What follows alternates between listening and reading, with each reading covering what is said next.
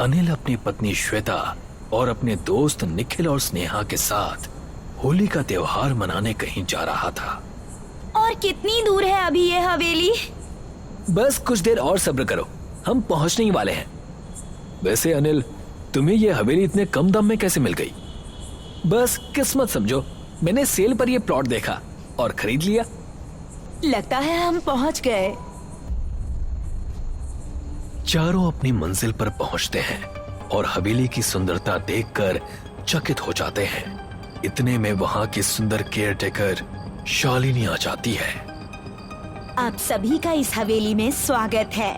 आइए, आप लोग आराम करिए, तब तक मैं आपके खाने का इंतजाम करती हूँ। वाओ, कितनी सुंदर है ये हवेली। निखिल सही कह रहा था, तुम्हारा ये हवेली खरीदना किसी जैकपॉट से कम नहीं है। हाँ अनिल, ये तो सामने से और भी सुंदर लग रही है। आओ चलो चलते हैं, होलिका बनाने की तैयारी भी जो करनी है। हाँ, आराम का तो नाम ही नहीं है। अब आखिर कल ही होलिका दहन भी है। सभी लोग आराम करने के बाद शाम को होलिका दहन की तैयारी में लगे थे। तभी शालिनी श्वेता को साड़ी में तैयार करके लाती है। ये साड़ी तुम पर काफी जचती है, तुम यही पहना करो। मुझे पहनने कहाँ आती है, इसीलिए शालिनी की हेल्प ली। मैं भी कल साड़ी पहनूंगी होलिका दहन के लिए। चलो, अब ये काम भी पूरा हो गया है। अब इसका दहन कल रात में होगा और फिर होली। आप सभी का धन्यवाद। मैं बचपन से ही अकेले रहती हूँ, तो जब आप लोग मुझे अपने साथ त्योहार में शामिल कर रहे हैं, तो ये मेरे लिए बड़ी ही खुशी की बात है। नहीं, इसमें धन्यवाद की क्या बात है। जानती हो ना कि होलिका दहन क्यों किया जाता है? क्योंकि बुराई कभी खत्म नहीं होती। सब शालिनी की बात सुनकर उसकी तरफ देखने लगते हैं। ये तो अंधकार की समाप्ति का एक प्रतीक है शालिनी। अगर इस तरह से इस विषय को देखोगी तो अच्छा रहेगा। जी अनिल जी, मैं माफी चाहती हूँ। मैंने बिना सोचे समझे जो मन में आया वो बोल दिया। नहीं, कोई बात नहीं। आओ, सब सो जाते हैं। सब ट्रैवल और काम करके थक गए होंगे। आधी रात हो रही थी और सब अपने कमरे में सो रहे थे।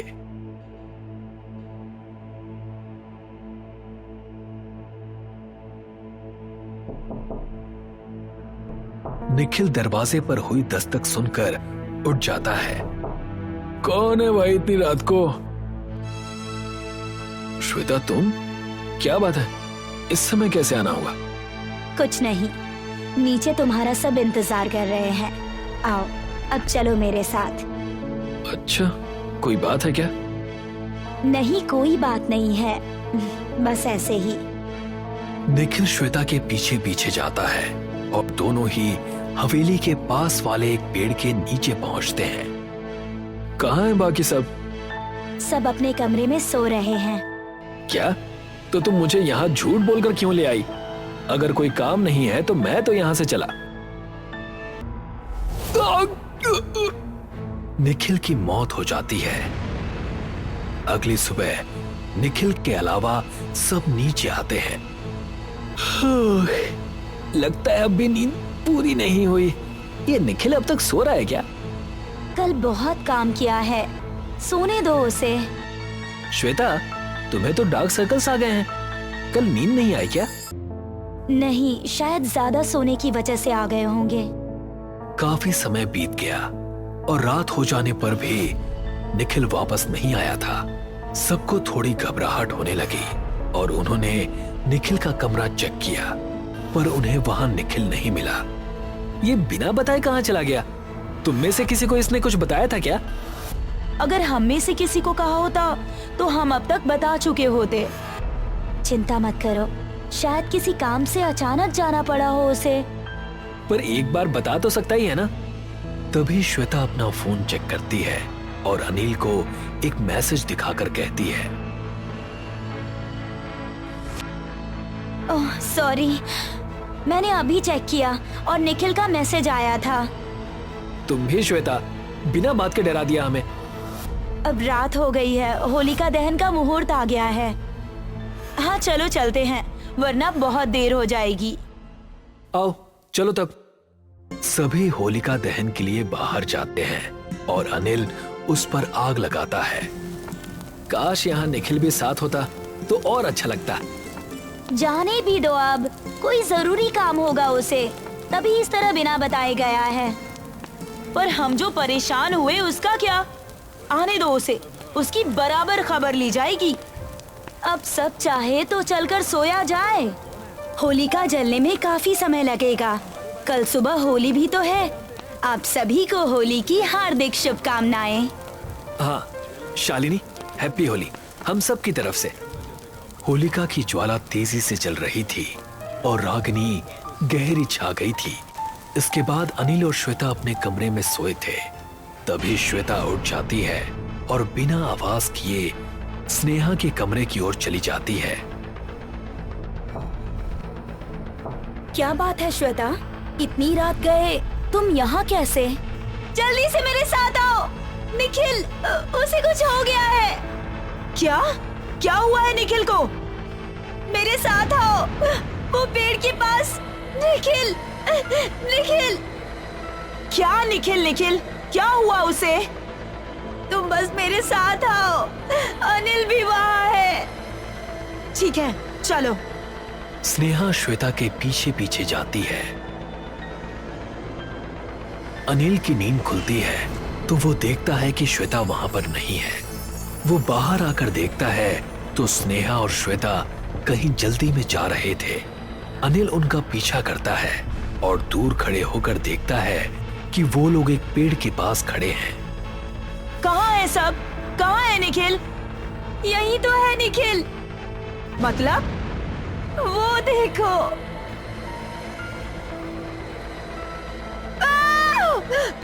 ये क्या है? इंसानी कंकाल? नहीं, ये निखिल है। इसे खा लिया है और अब तुम्हारी बारी। क्या तुमने इसे मारा है? पर क्यों? स्नेहा इस घटना का कुछ मतलब निकाल पाती उससे पहले ही पेड़ के पीछे से हंसने की आवाज आती है।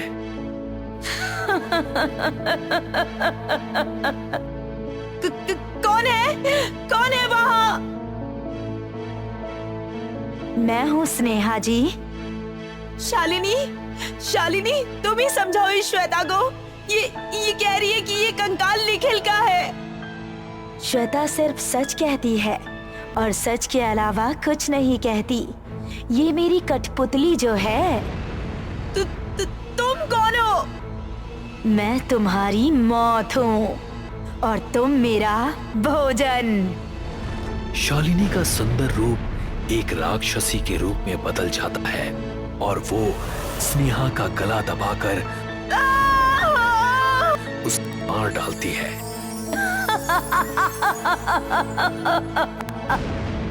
अनिल ने ये सारी घटना देखी और उसकी आंखें फटी की फटी रह गई।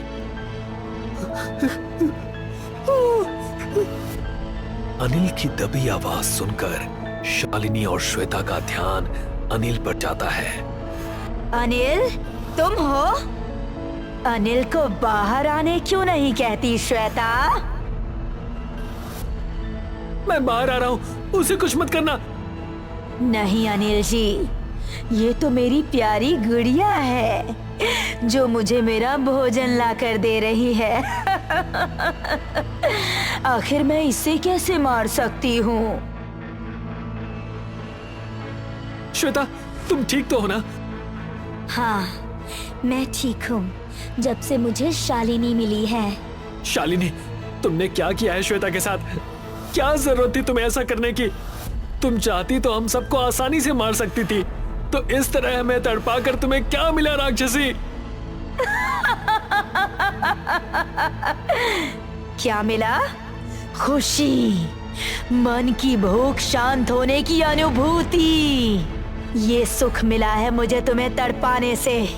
अगर तुम्हें सीधे मार कर खा जाती तो कैसा मजा?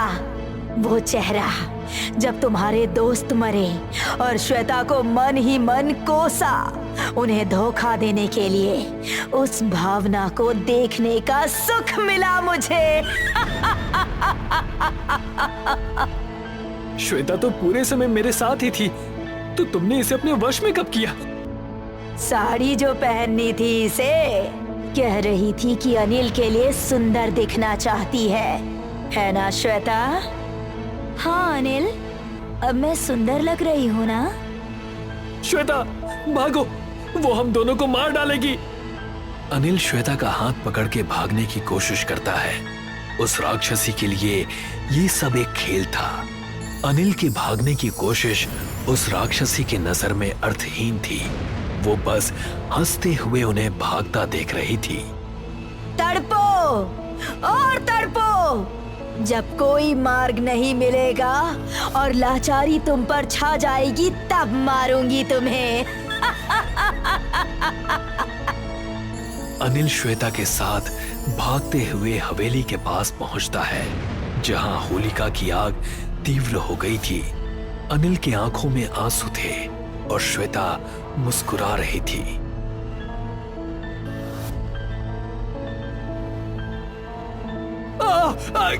हमें छोड़ दो हमें, कम से कम मेरी श्वेता को तो छोड़ दो।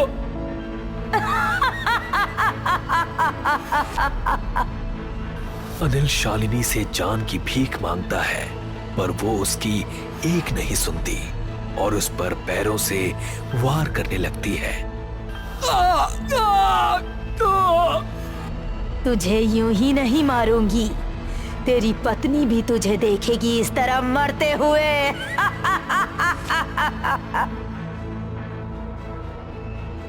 नहीं, ये क्या हो रहा है?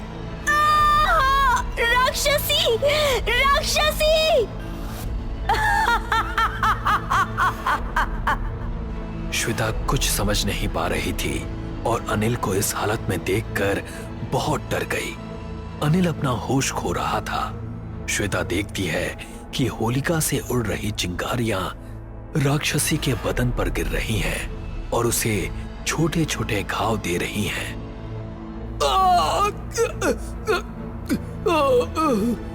छोड़ दो अनिल को, छोड़ दो।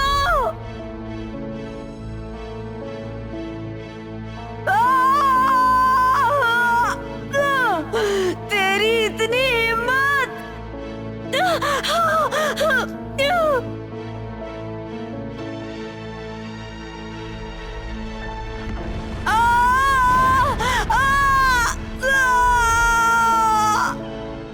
राक्षसी का दहन होता देख श्वेता रोते हुए अनिल के पास बैठ जाती है।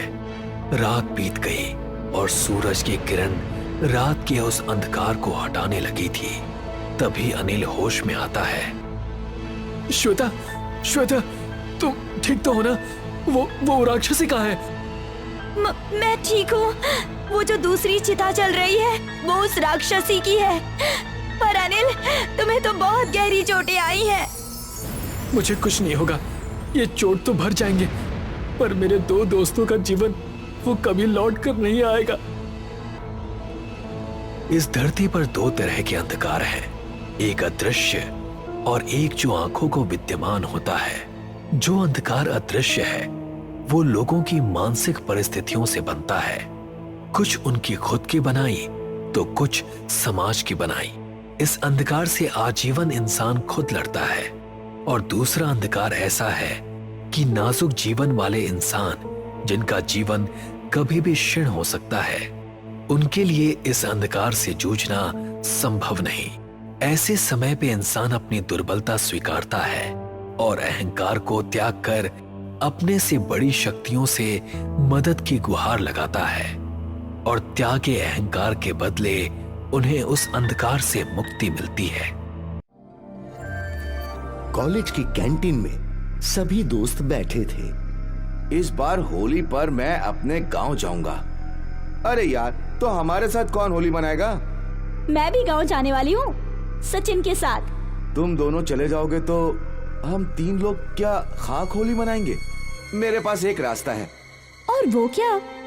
हम तीनों भी इनके साथ गांव चलते हैं। हमारी ट्रिप भी हो जाएगी और होली सेलिब्रेट भी हो जाएगी। हाँ, वैसे भी मेरा गेस्ट हाउस खाली है, हम सब वहाँ आराम से एक साथ रहेंगे। ये भी अच्छा आइडिया है। हाँ, वैसे भी मुझे होली में बस एंजॉय करना है। हाँ, तो फिर चलते हैं। पांचों ने तय कर लिया कि वो लोग किशोर और शोभा के गांव में होली मनाएं और होली के एक दिन पहले वो लोग कार से गांव पहुंचे। यहाँ किशोर ने सबका साथ में रहने का इंतजाम किया था। अब नेक्स्ट 5 दिनों के लिए ये गेस्ट हाउस हमारा है। मैंने पापा को बोल के इसकी सफाई करवा ली है। और हाँ, सबसे इम्पोर्टेंट बात, गांव में बिजली आती जाती रहती है, तो अपने फोन जब बिजली आए तब चार्ज कर लेना। अच्छा, तो कुछ मेरे लिए यार। किशोर, तू भी ना बिल्कुल बूढ़ों की तरह इंस्ट्रक्शन दे रहा है। मेरा काम था तुम्हें बताना, अब तुम लोग खुद देख लो। कल हम सब साथ में होली मनाएंगे। बहुत मजा आएगा। उस रात सभी दोस्तों ने साथ में पार्टी की, डांस किया और फिर सो गए। अगली सुबह शोभा ने सबको उठाया। अरे उठो उठो, happy Holi, happy Holi. Happy Holi.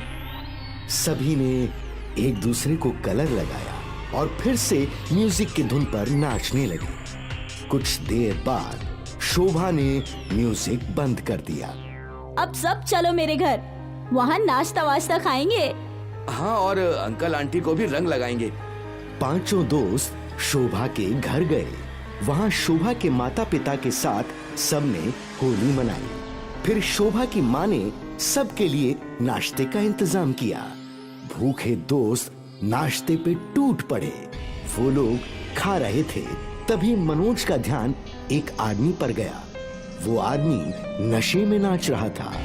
चल पता करते हैं, गांव में दारू कहाँ मिलती है। ओए, इसने दारू का नशा नहीं बल्कि भांग का नशा किया है। अरे वाह, मुझे भी भांग पीनी है। रुक, पता लगाता हूँ कि कहाँ मिलती है। मनोज वहाँ से चला गया। कुछ देर बाद शोभा के पिताजी ने सचिन से पूछा, अरे वो तुम्हारे बगल में जो बैठा था वो कहाँ गया? अंकल, वो अभी आ जाएगा, यहीं गया है। ठीक है। कुछ घंटे बीत गए। अब सचिन को मनोज की फिक्र होने लगी। अरे किशोर, मनोज अब तक नहीं आया। कहाँ गया है वो? वो भांग का पता लगाने गया था। हो सकता है वो गेस्ट हाउस लौट गया हो। हाँ शायद। चल के देखते। अब दोनों दोस्त वापस गेस्ट हाउस लौटे। मनोज, मनोज, मनोज। उन लोगों ने मनोज को बहुत ढूंढा, पर वो कहीं नहीं मिला। अब दोनों परेशान हो गए थे। वो किस ओर गया था? शोभा के घर से सीधे आगे। चल वहां चलते। सचिन और किशोर मनोज को ढूंढते ढूंढते शोभा के घर के पास पहुंचे। शोभा, मनोज यहाँ आया था क्या? नहीं, क्या हुआ? काफी घंटे हो गए, वो गायब है। पर वो गया कहाँ था? भांग लाने। भांग का नाम सुनते ही शोभा के पिताजी डर गए। भांग लाने? हाँ अंकल, उसे नहीं जाना चाहिए था। पर क्यों? क्योंकि इस गांव में कोई भांग बेचता ही नहीं है। पर हमने खुद एक आदमी को भांग के नशे में झूमते हुए देखा था। वो तुम्हारे लिए जाल था। शायद उसे पता चल गया था कि तुम लोग नए हो, इस गांव के रहस्यों से अनजान। कैसा रहस्य? इस गांव में होली के दिन कोई भी नशा नहीं करता, और इसका कारण है भूतिया भांग वाला। क्या? हमें बिना देर किए मनोज को ढूंढना चाहिए। मैं अभी सबको बुलाकर लाता हूँ। शोभा के पिताजी कुछ गांव वालों को अपने साथ ले आए और सारे लोग अलग अलग दिशा में मनोज को ढूंढने लगे। मनोज! मनोज! मनोज! मनोज! कई घंटे बीत गए। शोभा के पिताजी ने मनोज को गांव के बाहर वाले जंगलों में भी ढूंढा। सुबह से रात हो गई, पर मनोज का अब तक कोई पता ठिकाना नहीं था। रात में जंगल की ओर से चीखने की आवाजें आने लगी। बचाओ, बचाओ मुझे। सभी लोग उस दिशा में दौड़ पड़े। मनोज की आवाज गूंजने लगी। अचानक घसीटने की आवाज सुनाई दी। वो रहा मनोज, बचाओ सचिन, मुझे बचाओ, सचिन मुझे बचा ले। सचिन मनोज तक पहुंचने ही वाला था कि मनोज गायब हो गया। मनोज! इसके बाद राधा को मनोज दिखा। वो भी दौड़ने लगी। वो दौड़ते दौड़ते जंगल के अंदर चली गई और कुछ देर बाद ये तो राधा की आवाज है। हम यहाँ मनोज को ढूंढने आए थे, अब राधा भी गायब हो गई। एक एक करके सब गायब हो जाएंगे। हमें लौटना चाहिए। शोभा सही कह रही, वो भांग वाला किसी को नहीं छोड़ेगा। पर क्यों? हमने क्या बिगाड़ा है उसका? तुमने नहीं, हम गांव वालों ने। कई सालों पहले वो भांग वाला गांव में भांग बेचता था। एक बार उसकी भांग पीकर कुछ लड़कों ने एक लड़की को छेड़ा। लड़के तो गायब हो गए, पर गांव वालों ने भांग वाले को खूब पीटा, इतना कि उसने वहीं दम तोड़ दिया। और उस दिन से वो चुन चुन के सबका शिकार कर रहा है। अब मनोज और राधा का क्या होगा? शायद अब तक उन्हें मार दिया होगा। लेकिन अगर वो जिंदा होंगे तो बहुत मुश्किल है। हम सब उन्हें ढूंढने की कोशिश कर सकते हैं, पर सब एक साथ रहना। सभी लोगों ने एक दूसरे का हाथ पकड़ लिया और वो जंगल के अंदर की ओर चलने लगे। आगे जाकर उन्हें वापस मनोज और राधा की आवाजें सुनाई दी। बचाओ, मुझे बचाओ, बचाओ, मुझे बचाओ। अब सभी लोग एक साथ एक ही दिशा में चलने लगे। आगे उन्हें एक पेड़ के पास राधा दिखी। वो लोग उसके पास गए तो राधा भांग वाले में बदल गई और उसने शोभा का गला पकड़ लिया और उसे हवा में उठा लिया। मेरी बेटी को छोड़ दो, मैं तुम्हारे पैर पड़ रहा हूँ। मेरी बेटी को छोड़ दो, उसके बदले मेरी जान ले लो। वो मासूम है, उसे छोड़ दो। नहीं छोड़ूंगा, बिल्कुल नहीं छोड़ूंगा। किशोर ने जमीन से एक लकड़ी उठाई और भूत के सिर पे दे मारी। वो लकड़ी भांग वाले के आर पार हो गई। अगर तुम्हें मारना है तो मुझे मारो। भूत ने शोभा को छोड़ दिया और किशोर की ओर बढ़ने लगा।